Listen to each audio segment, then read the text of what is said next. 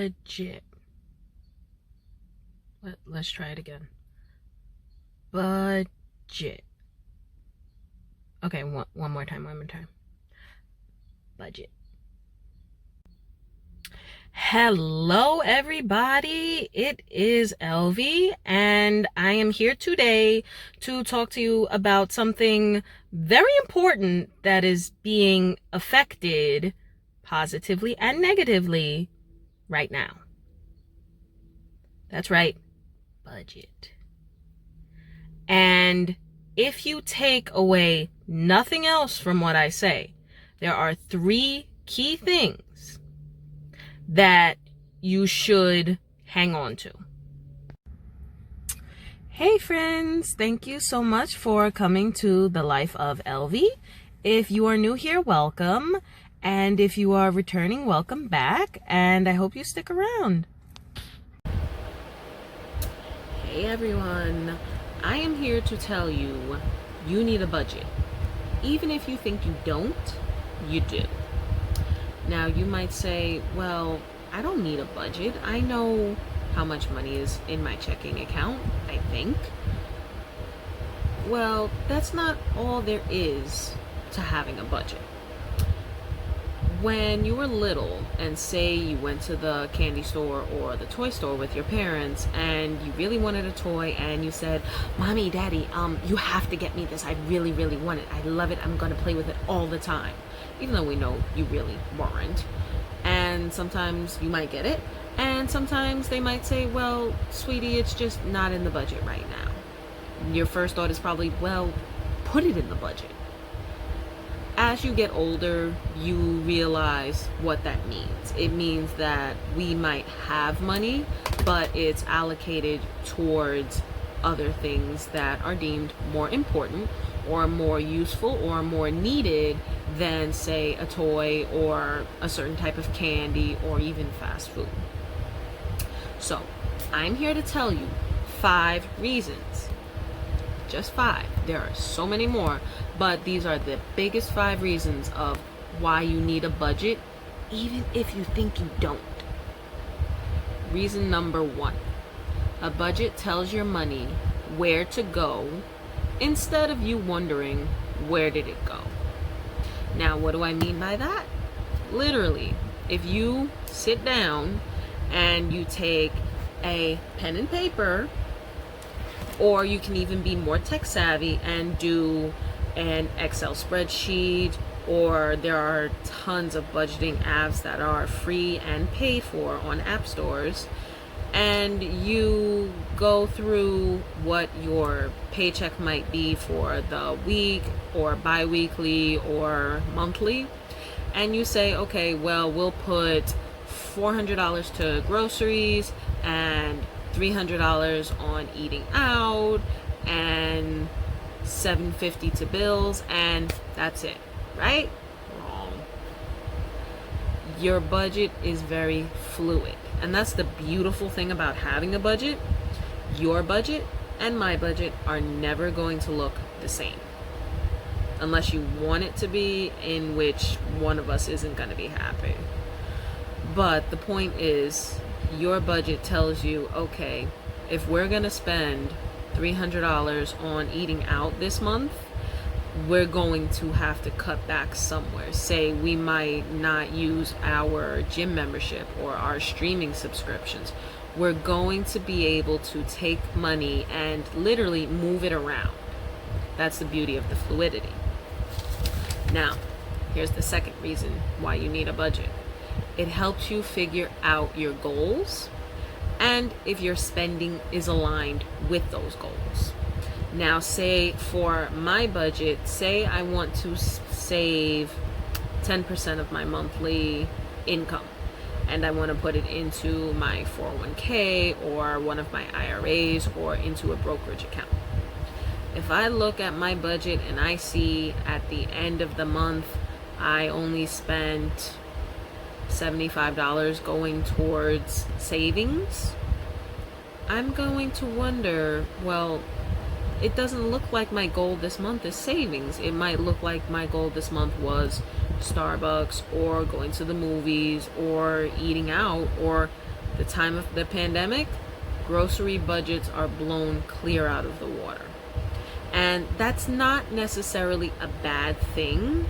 It's just showing us, hey, this month our goals have changed.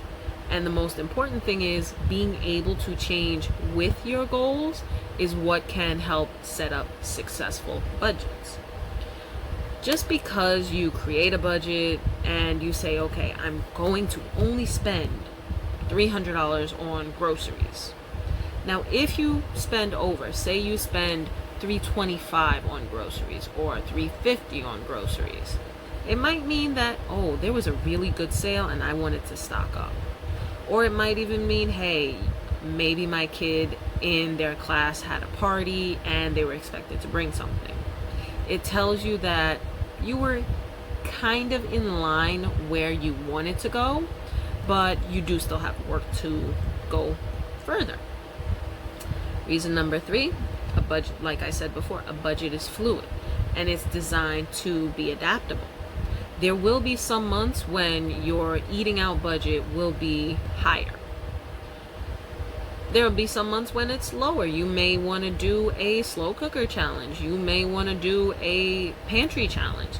You might want to spend more of your budget on household items. You might want to decorate your house. Maybe if you had a baby, you might have more money going towards developing a nursery or even stocking up on diapers, formula, baby clothes, things like that. The point of your budget being fluid is it's not every month that you're going to have, say, $1,000 going towards a home improvement project. There'll be different months. Everything is always changing. And that's the reason that you want a budget to be fluid, because it needs to be adaptable. If you can't adapt, you're going to drown in your own budget. Reason number 4, there are events and instances that occur maybe quarterly, maybe monthly, bi-monthly, maybe even yearly. These everyday occurrences, such as homeowners insurance, renters insurance, your car registration, your car insurance, this should not cause you to panic. I repeat, this should not cause you to panic. Many times, it can slip our minds that, oh, my registration is due next month. I have to figure out where I'm coming up with $180 or $200. Or say if your car insurance is, you pay it every 6 months and you realize that we're in July and my car insurance comes up in August and it's $1,000. Where am I coming up with that from? When you have a budget, you can build this in incrementally so that you're shoveling away bits and pieces per month. For example, if you have car registration and say you know it's a year out, divide up how much you estimate your insurance registration to be, and just every month you say, okay, I need to put at least $20 aside so that when registration comes, you already have the money. You don't have to swipe that card. And that's the biggest thing, is sometimes a little occurrence can drown people. Any medical emergencies can cause people to go from treading water to literally drowning in thousands and thousands of dollars of debt.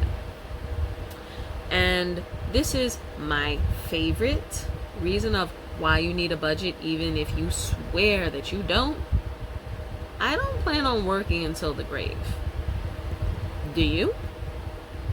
If you don't have a budget, it's likely that you will be working until it's your time, and even a little bit after, and I'll explain what that means. When you don't have a budget, it is very likely that the debt you will accrue for the moment will cost you a lifetime. And any kind of debt, when you pass, collectors can come after. If you have heirs, if you even have relatives, if you have any co-signers. And we don't really want that to be our legacy, that this person passed and all they left me was alone. Literally. Now, a budget can be made out to be your very best friend. It can also be made out to be your worst nightmare. The point is, you will always need a budget, even if you think that you don't. Mental accounting can account for a good amount of mistakes that are made in terms of checking accounts, credit card balances. We think that we know everything. We really don't. And I am telling you right now, when you create a budget, it's not going to be easy. I have been budgeting for about 7 years.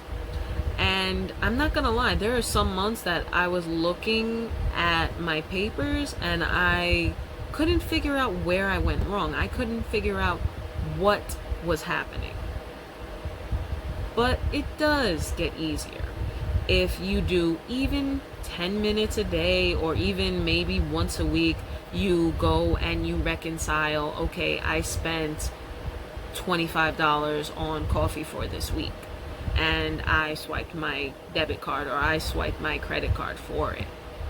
Knowing that the money is somewhere is a lot better than just mindlessly swiping and figuring out, what did I do?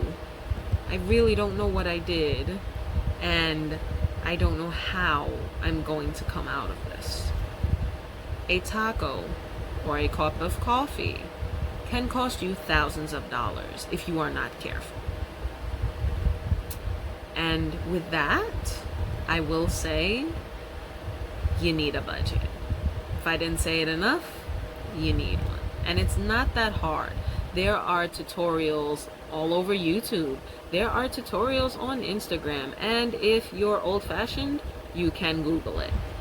And once you start, once you figure out, okay, I need a budget and this budget has to be mine and my own, you're getting somewhere. Starting to admit that, okay, I need to figure out how am I going to get my stuff together.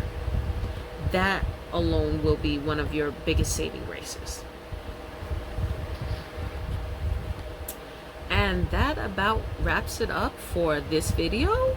Do you budget? I really want to know. If you do, leave it in the comments below. If you don't, tell me why. I'm curious. Leave it in the comments below.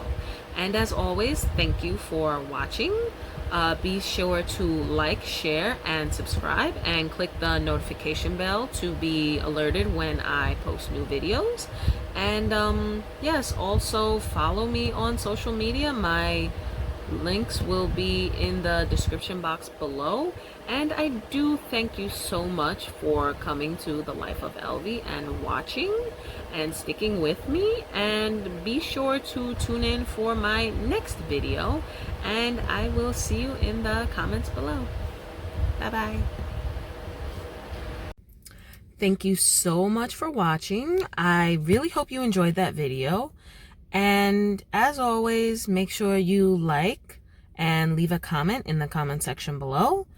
Subscribe and click the notification bell so you will be notified when I post videos.